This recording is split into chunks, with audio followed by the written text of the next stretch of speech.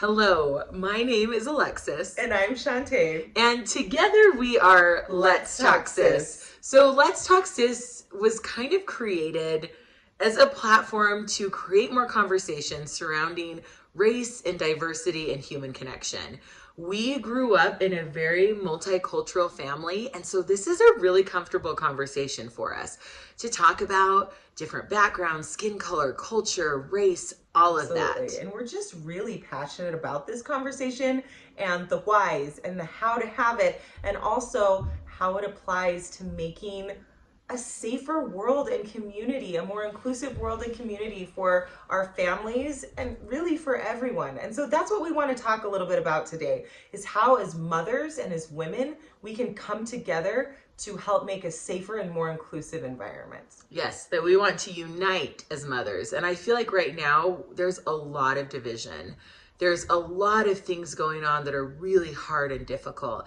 And I think sometimes when we're watching, or even some of those experiences may affect our personal life, it's hard to know, like, what is my place? Where do I get involved? What do I do? How do I help? And I feel like based on a lot of the conversations we're having right now, a lot of moms are coming to us and saying, like, help, tell us what to do. We'll do it. We want to do something. We just don't know what to do. And so our hope is that we can create conversation where we can then brainstorm and come up with ideas of things that we can do. So the reason for us, why we kind of got into this and why we think it's so important, is we live in a community that does not have a lot of diversity. And growing up there as kids, we were different. We felt out of place. We were just talking about this the other day, where we literally felt like aliens. People looked at our skin, the texture of our hair, different things, and it was constantly being pointed out, sometimes in a really negative way, sometimes in a curious way. But nonetheless, the impact was really hard on us to feel like we didn't have a place, to feel like we were abnormal and people were looking at us in that way. Like almost like we were different creatures just because our skin and hair, was different. And then now as mothers, we're seeing the experiences that our kids are having. So I married a black man from the South. And I married a white guy from the Midwest. And our children look very different. Mm-hmm. And the consequence of that is they experience very, very different things in a school setting and in a social setting. And I'm finding that my children, being very light, they don't have to deal with any racial negativity, truthfully. And as Alexis is navigating this with her children, it weighs so heavily on me because I see that disparity, and I see how as a mom, I want children to feel safe and included. And I know if there are a group of children who aren't feeling that way, then I still have work to do. Well, and for me, it's been a hard journey to try to help my kids feel confident and good about themselves and where they came from and their ancestors in sometimes a community that doesn't have the open conversation or understanding, and where really harmful and horrible things are said to my kids at school. And it creates an environment where they don't feel like they belong, and it's hard to learn and to thrive and to flourish when you don't feel that. And so for me as a mom, I want my children to have a better experience, but I also want all the kids at school to have an experience where they feel like they're seen, valued, and heard, and where they belong, and they can get an education. And so we feel like this is something that we're doing for my kids, for our kids, for the kids in our community, and ultimately for the kids in our world. And there was a situation that happened at school when my daughter was just devastated. Some really horrible things were said to her, and she came home and was crying, and the kids had been laughing and teasing her. These were racial things. Yes, like really, really awful things. And I was talking to her and trying to help her process through it. And she cuddled up with my son on the couch. They're just 2 years apart and they're best friends. And they just, with tears streaming down their faces, they just looked at me and they said, "Mom, fix this. You have to fix this."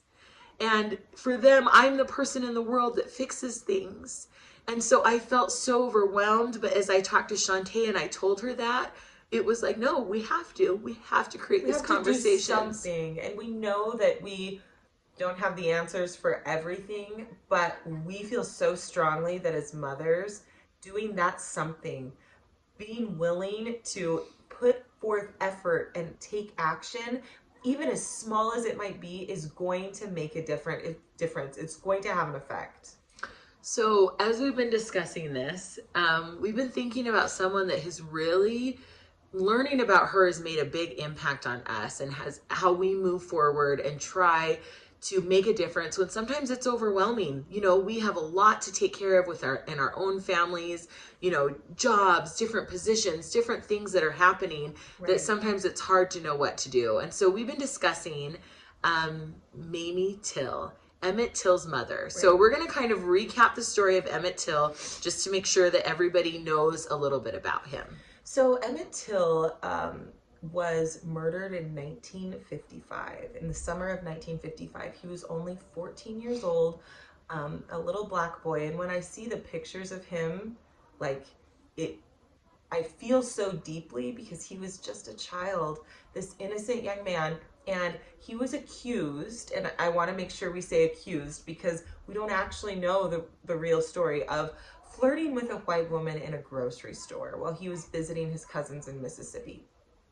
And because of that accusation, he was brutally and horrifically lynched. He was murdered. And his mother spoke later and said, "This was my only child. And when I heard the news of his death, I didn't feel like I had a reason to live anymore." And I think most of us as moms, like something that horrific, your child being brutally murdered, we would feel that way. Like, what else? When that's your only child, that's your only baby. What else do I do? What else do I live for? But the power in Mamie Till's story is that she started dedicating her entire life to other children and to impoverished children, to giving children hope and teaching them the power of their own voices, teaching them about Dr. King and sharing light and love. That became her life and her world, and she did it because of her son. And I think as moms, what wouldn't we do for our children? She had to set aside her anger and her negative emotion to put positive action. And I don't honestly know how you do that in this situation. And that's why, well, talking about it, I honestly don't think I could. I really don't think I could. And it's so interesting to see the impact of her life. Like, not only did she have, you know, probably hundreds of students that she taught as an educator and as a teacher, and then, you know, created this other group in her son's name where they learned the words, they memorized the words of Dr. Martin Luther King. And there's so much power in that memorization. And during that time period too, finding that hope and that strength and that power that came from his words. She was such a powerful force in the civil rights movement. And she made a choice, a difficult choice, but she knew what she was doing. She chose to have an open casket viewing for her son because he was so horrifically murdered. And that choice brought to light in our nation the horrible travesty of the racism that was current at that time. And tens of thousands of people attended that viewing.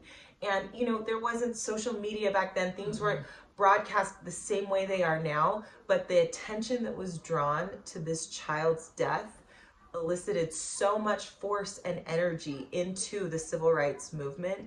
Rosa Parks even talks about he went through her mind when she chose to not move to the back of the bus. She speaks of saying, "I thought about standing up and moving back, but then I remembered Emmett Till." And again, another action from a woman and that propelled so much more in the future. But I think our goal here is to learn from these small and sometimes great things and to say, what can we do? What can we do in our homes, within ourselves, in our communities, in our social circles, in our children's schools? What can we do? So this is where we try to break it down, and we hope that as we're sharing and discussing this, that your minds are thinking also, and you're thinking of like, oh oh, I do need to work on that. Or, Right. oh, yes, I do have a connection here and I can donate more diverse books to my kids' library. Or how can I get involved? And we just want your mind to be going as we discuss this. So we're going to just call this our brainstorming session here. Yeah. So first of all, the ability to see ourselves and other people and pretty much see humanity is really important as we move forward in this action step. What can we do? And if we don't see people as ours or our babies or our children, it's really hard to sometimes not divide and separate and create this kind of us versus them And it's mentality. a disconnect. It There's a is. clear disconnect that we can say, you know, we can pin things on like they deserved that bad thing to happen, or if they wouldn't have made this choice or this choice, then that wouldn't have happened to them. And we completely separate ourselves and disconnect, as opposed to really seeking that human connection, ultimately the compassion and humanity, and saying, if that were my child, if that were me, how we would react so differently. So this is important also when we're teaching our children, is that we want them to see people as people and we want them to connect with human life. And that is just so important. And if we look back in history, we can see so many examples of where we didn't see people as people and where maybe, you know, we were feeling that someone was so different than who we are that we could hate or destroy or even kill. You know, pretty much all of the horrific examples that we have in a historical context, you know, the Holocaust, even slavery within our country, there was that disconnect. The disconnect of humanity, the focus on their difference from ours, enough that we were able to dehumanize other people and be willing to take life away. It's just awful, but we have to stop ourselves in our tracks and say, am I connecting? Mm-hmm. And it's hard. It's really hard. But what we talk about often is just how smart and brilliant young minds are and how they are like sponges and they absorb what they're around. And so as moms, as parents, as people, as individuals, if we are seeing the world through that lens where, yes, these are our babies, like there's connection, it helps kids see the world through that lens also. And sometimes we just say, like, you know, what would we have if we didn't have humanity? Mm-hmm. And that's something that we need to teach and instill in our children and even recognize in ourselves. There's a saying that people say, like, it's hard to hate someone up close.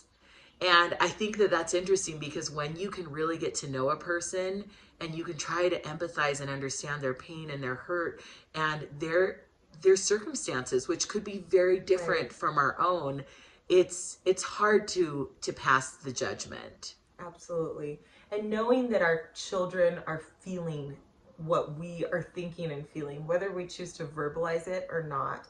And so our second thing that we want to talk about is that it's so important to look inward and to acknowledge and address our own personal bias. And we all have biased thoughts and beliefs, but it's so important to say, why do I have these thoughts? Why am I applying these generalized thoughts to a group of people? And for us to check ourselves, because our kids, whether we ever say a word or not, they will inherit those. I don't want my children to inherit those. I know. Well, and just think for 1 second, like how many of you know the thoughts or beliefs your parents have around different groups of people? Mm-hmm. Or your grandparents? Right. Or maybe your friends and neighbors. You know it. You've heard it. You've felt it. And whether right or wrong, it's something that you are aware of. And bias, it's like it gently gives our children permission to have those same negative thoughts. And so then they go into a school setting and maybe they overheard a conversation or we mutter something under our breath about a certain group of people. And now they feel like, oh, well, my mom said this or my dad said this, so I can. And it opens up a world of negativity, racial bullying, disconnect. It really starts with us and it starts in our homes. Well, and I think that it's just so important that we don't need to feel guilt or shame about some of those beliefs, because if you really examine it, they usually came from somewhere. Yeah. Whether it be, something that maybe wasn't discussed and you made your own connection on, or something that was taught, or just maybe lack of exposure.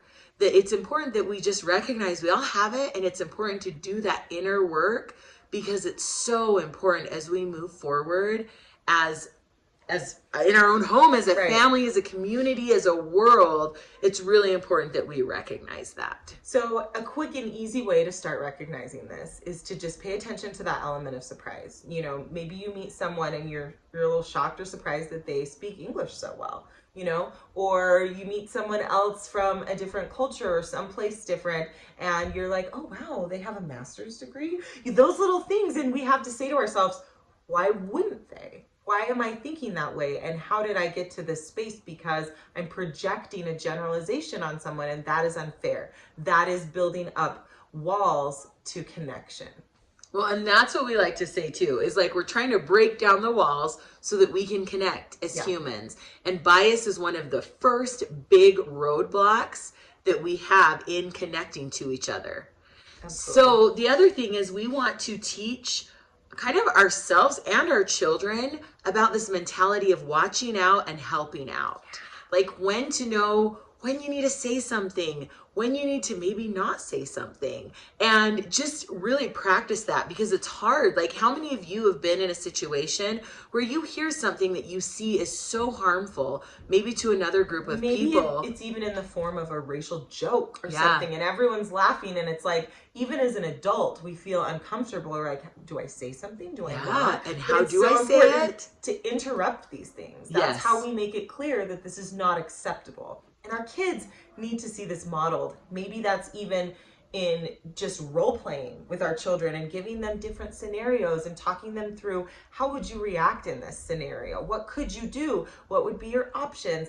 Because most of the time, this is new and stressful for them too. Well, and I think that if you keep it based on their age level and their level of understanding, and really understand that like empathetic piece of, have you ever felt left out? Have you ever felt like you weren't welcome in a group? Have you ever felt like you didn't belong? Now, if we see someone else feel that way, what can we do to help include them? Or what if someone says something harmful or mean? How can we intervene and make that person maybe feel better, and then go get an adult?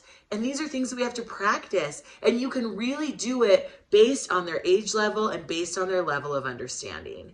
And it's also important that we diversify their world. We don't live in a community that's really that diverse. So we have to put a lot of work in.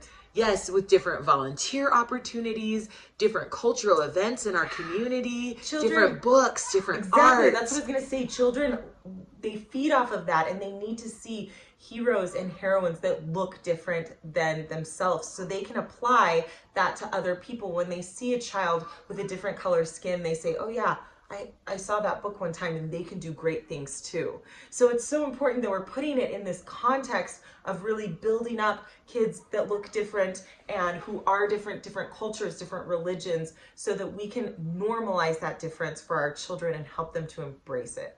And there is so much power when we can connect. As women, we see, we feel, we can step forward differently. It's truly beautiful. And I think using like Mamie Till as an example, but there's so many examples that we can learn from who were able to use just so many things that we innately have to make a difference. And I just feel like we are the eyes and the heart of the world, and that we get to, it really can be an opportunity where we get to connect and unite and move forward for our children and ultimately for humanity.